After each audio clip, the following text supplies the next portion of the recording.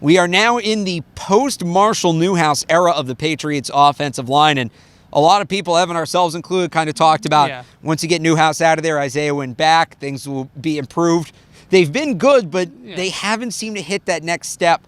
We thought they're certainly not at the level they were at last season. I'm Alex Barth. He's Evan Lazar. This is Patriots Press Pass, brought to you by Manscaped. They've got everything you need for your personal grooming down below the belt.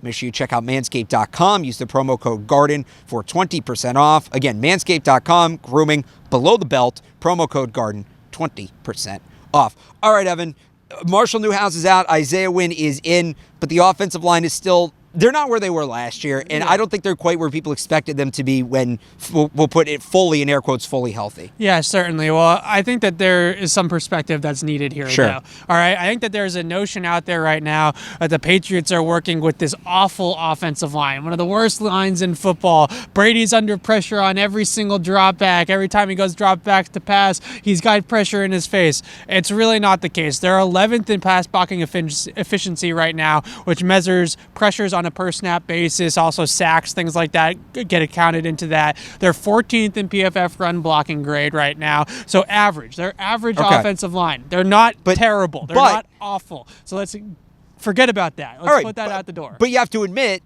even average is a major step down from where they were last year. And they essentially...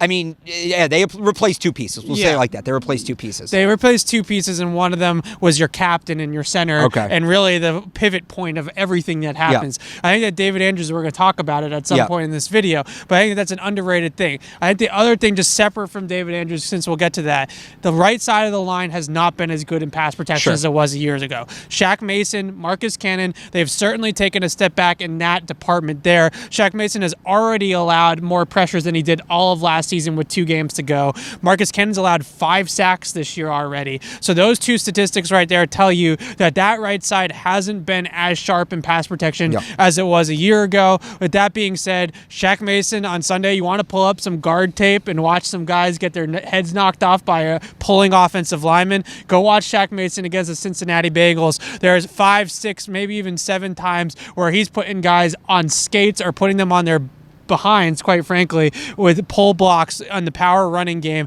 and he had his best run blocking game of the season last week against Cincinnati. So I think that Shaq Mason is starting to trend in the right direction. We got to talk about David Andrews. You mentioned it before. It really hasn't been much of a narrative this year, maybe because there's nothing you can do about it, but you lose David Andrews at the beginning of the year. You go to Ted Karras. A step down, certainly. I mean, David Andrews is one of the best centers in the league, but I think where it's killed him even more is just the communication among the offensive line. And David Andrews, when he was in games, was, no pun intended, at the center of that. Yeah, so the biggest thing about the center quarterback communication is the mic call, right? So before every single play, pass or run, it doesn't make a difference. The offensive line and Tom Brady are going to make a mic call. They're going to say, this player is the mic, and that's the center point of the blocking scheme, right? So no matter what it is, that is the center point. So that's where you're going to start from, and everybody's assignments branch off of that. The biggest thing that we're seeing right now at the Patriots offensive line is it's not handling blitzes as well as they have in the past. And the biggest part of that is blocking down towards the blitz. So what you want to do when the blitz comes, especially when the defense is going to bring some of those zero pressures that Kansas City brought, where there's too many guys, too many rushers for blockers. You know you're one short. So the biggest thing that you can do in that situation is you got to block down, and you got to make the free rusher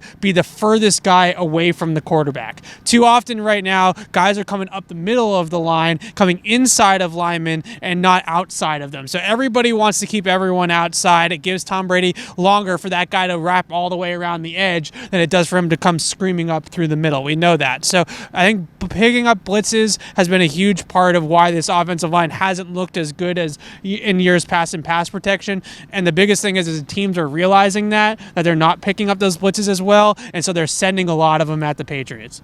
We'll see. They got 2 weeks to figure it out, and you look at every team in the AFC playoff race, the one thing kind of everybody has a strong pass rush.